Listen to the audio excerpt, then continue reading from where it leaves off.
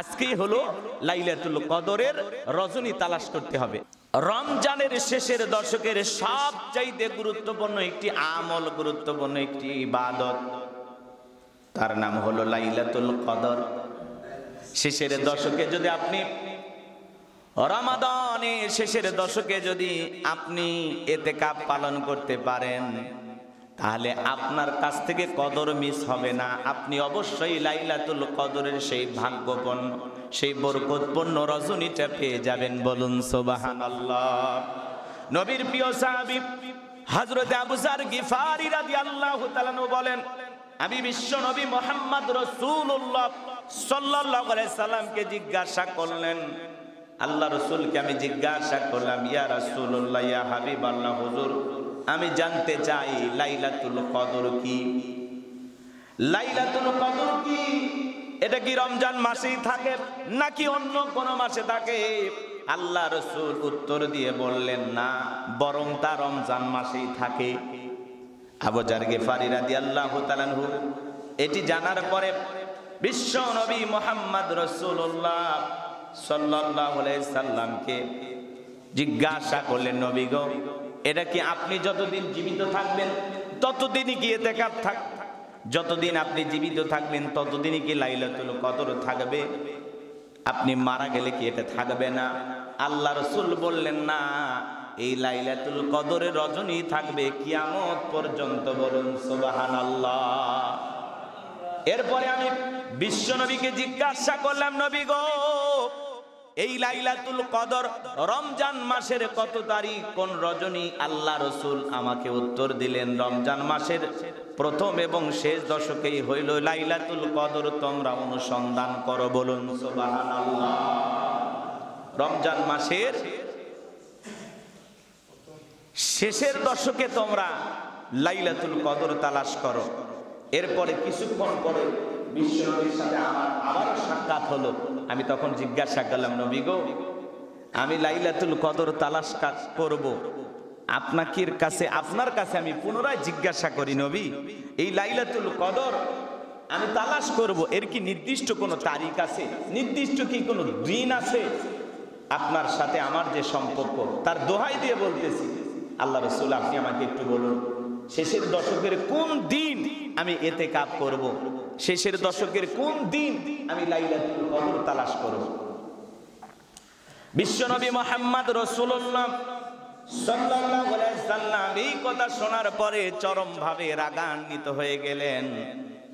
আবু যর গিফারী বলেন, রাসূলকে আমি এইভাবে কখনো দেখি নাই। রাসূল রাগান্বিত হয়ে গেলেন এবং আমাকে শেষ কথা বলে গেলেন, রমজান মাসের শেষের দশকেই তুমি লাইলাতুল কদর তালাশ করো। তার মানে রমজান মাসের শেষের দশকেই লাইলাতুল কদর তালাশ করতে হবে। হাদিস শরীফের ভিতরে আসছেন, আম্মা জান আয়েশা বলেন, আল্লাহ রাসূল শেষের দশকে ইবাদতে এত মনোযোগী হয়ে যেতেন, যেরকম মানুষ কোনো কাজ করতে গেলে লুঙ্গি কোমরে শক্ত করে বাঁধে অথবা মাথায় গামছা বেঁধে নামে না, যে কোনো কাজ করতে গেলে, এরকম বলা হয়েছে যে শেষের দশকে আল্লাহ রাসূল একেবারে মানে লুঙ্গিটা শক্ত করে বেঁধে ইবাদতে মনোযোগী হয়ে যেতেন, ইবাদতে ব্যস্ত হয়ে যেতেন। বলুন সুবহানাল্লাহ। আল্লাহ রাসূলের প্রিয় মেয়ে ফাতেমার ঘর কাছেই ছিল, তাদেরকেও জাগায় তুলতেন, ফাতেমা, রমজানের শেষের দশকে এসেছে, ইবাদতে মনোযোগী হয়ে যা, বেশি করে ইবাদত কর। সাহাবায়ে কিরামকে উজ্জীবিত করতেন, তার পরিবারের লোকজনদেরকে ডাকতেন। তাহলে শেষের দশকে গুরুত্বপূর্ণ দুইটি আমল, একটা হলো ইতিকাফ করতে হবে, আর একটা লাইলাতুল কদর তালাশ করতে হবে। শেষের দশকের সব রজনীতেই তালাশ করতে হবে, লাইলাতুল কদর যেন মিস না হয়। আর বিশেষ করে বেজোড়া রাত্রিগুলোতে অবশ্যই লাইলাতুল কদর তালাশ করতে হবে। আজকেই হলো লাইলাতুল কদরের রজনী তালাশ করতে হবে। আজকে 20 রমাদান, যখন এদিকে করে, যখন ইফতার আমরা করে ফেলে দেব, সন্ধ্যাকালীন রাত্রি শুরু হয়ে যাবে, এখান থেকেই কি হয়ে গেল, 21 রজনী শুরু হয়ে গেল। তার মানে আজকে থেকেই লাইলাতুল কদর আপনাকে আমাকে তালাশ করতে হবে। বলা যায় না আজকের 21 লাইলাতুল কদর পেয়ে যেতে পারি, আবার আজকে যদি মিস করি তাহলে 23-এ আমরা তালাশ করবো, 23-এ যদি না পারি 25-এ তালাশ করবো, 25-এ না পারলে 27-এ তালাশ করবো, না পারলে শেষে 29-এ তালাশ করব। কিন্তু আমরা একেবারে ধরেই নিয়েছি যে না, লাইলাতুল কদর 27-এ রজনী, 26-এ রমাদান, এরপরে যখন 27-এর রাত শুরু হয়ে যায় আমরা মনে করি এটাই। কারণ অনেকে ধরে নিয়েছে লাইলাতুল কদর লিখতে 9টি অক্ষর লাগে, তো 3 বার একই সূরাতে আল্লাহ তাআলা এই কথাটি বলেছেন, তার মানে 3 নং 27। অনেকে ধরে নিয়েছে লাইলাতুল কদর মানেই 27-এ রজনী, আমরা ধরেই নিয়েছি। একেবারে ওই দিন একেবারে আট ঘাট বেঁধে আমরা ইবাদতে ব্যস্ত হয়ে যায়। কিন্তু ভাই, এটা যদি 27-এ রজনী যদি লাইলাতুল কদর আমরা বলতেছি না ওইটাই হয়ে যাবে, তো বলা তো যায় না। জীবন দশায় যদি আমরা একটি লাইলাতুল কদর পেয়ে যাই, মুসলমান আপনার আমার তাকদীর খুলে যাবে। যে কোনো ইবাদত খুব বেশি মনোযোগ নিয়ে করলে আল্লাহ তাআলা আপনাকে আমাকে অবশ্যই এর একটা ফলাফল দান করবেন। এই জন্য আসুন লাইলাতুল কদর আমরা আজ থেকে তালাশ করা শুরু করব ইনশাআল্লাহ, ইনশাআল্লাহ। যে কথা আমি বলতে চাচ্ছিলাম, খাবারের মধ্যে মজা থাকলে মানুষজন যেমন ছুটে যায়, ইবাদতের মধ্যে যদি আপনি মজা পেয়ে যান, একবার যদি রমজানের শেষের দশকে সে লাইলাতুল কদর এবং ইতিকাফ পালন করতে পারেন, জীবন দশায় যদি আপনি আমল করতে পারেন, আর আমলের স্বাদ যদি একবার পেয়ে যান, আপনি মৃত্যু পর্যন্ত ইতিকাফ ছাড়তে পারবেন না।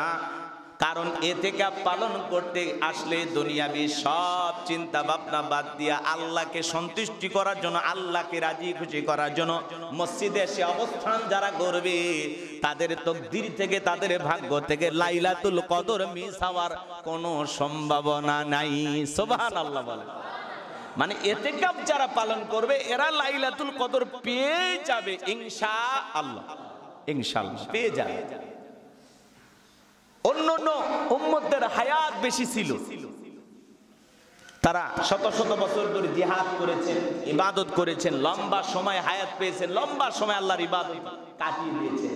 কিন্তু উম্মতে মুহাম্মাদের হায়াত কম, 50-60 বছর হায়াত আল্লাহ তাআলা আমাদেরকে দিয়েছেন, 70-80 এরকম। এই জন্য আল্লাহ তাআলা আমাদেরকে এমন একটি রজনী দিয়েছেন, এমন একটি রাত দিয়েছেন স্পেশাল ভাবে উম্মতে মুহাম্মাদের জন্য। আল্লাহ এমন একটি রজনী দিয়েছেন, যেই রজনীতে ইবাদত করলে প্রায় 84 বছর ইবাদত করলে যে সওয়াব, সেই সমপরিমাণ সওয়াব আল্লাহ তাআলা আপনার আমার আমলনামায় দান করবেন। বলুন সুবহানাল্লাহ। তাহলে কত বড় ভাগ্য, মানে আমরা কত বড় ভাগ্যবান, আমাদেরকে আল্লাহ তাআলা এমন একটি রাত দিয়েছে। এই রাতটা যেন কোনোভাবে মিস না হয়। আমরা শেষের দশকে লাইলাতুল কদর তালাশ করব, পাশাপাশি কয়েকটি আমলের চিন্তা ভাবনা করব। 1 নাম্বার, শেষের দশকে আমরা বেশি বেশি করে দান সদকা করব। অনেকে বলতেছেন হুজুর আমরা রাতের বেলায় দান করব কেন? তাহলে আপনার বাড়ি যে কোনো একটা দান বক্স রাখবেন, সেখানে আপনার দান সদকা রেখে দিলেন রাতের বেলায়, আবার ওখান থেকে বের করে দিনের বেলায় লোকজনকে দিয়ে দিলেন। তাহলে 1 নাম্বার বিশেষ আমল আপনারা করবেন যে এই শেষের দশকে প্রত্যেকটা দিন আমি দান করব, প্রত্যেক দিন আমি সদকা করব, প্রত্যেক দিন আমি কোনো না কোনো টাকা দান করব, যতটুকু পারি সাধ্য অনুযায়ী, 50 হোক, 100 হোক, 200 হোক, 500 হোক, সাধ্য অনুযায়ী আমি দান করব, মিস যেন না হয় ইনশাআল্লাহ। 2 নাম্বার, আপনি আমি বেশি বেশি করে ইবাদতে মনোযোগ হয়ে যাব। বিশেষ করে এই শেষের দশকে আমরা প্রত্যেক দিন নফল নামাজ পড়ব, সালাত আদায় করব, সালাত আদায় করব। আমি এশার সালাত আদায় করে বাড়িতে যাচ্ছি, তারাবি পড়েছি, এখন একটু ঘুমাবো, ঠিক আছে, একটু ওযু বানায় 2 রাকাত, একেবারে কম করে 2 রাকাত পরে আপনি আবার ঘুমায়ে যান। সেহরি খাইতে উঠেছেন, সাহারির সময় যখন আপনি উঠেছেন, একটা খেজুর বা একটু পানি টানি খায়া 2 রাকাত নামাজ পড়েন, পড়িয়া তারপরে খাইতে বসেন।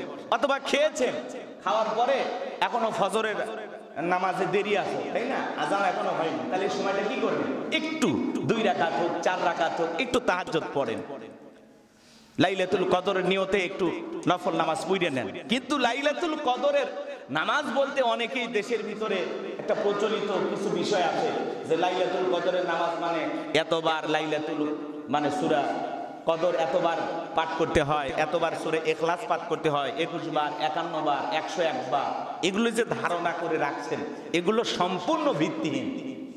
কথা কি বুঝতে পারতেছেন? এগুলো ধারণা করা যাবে না।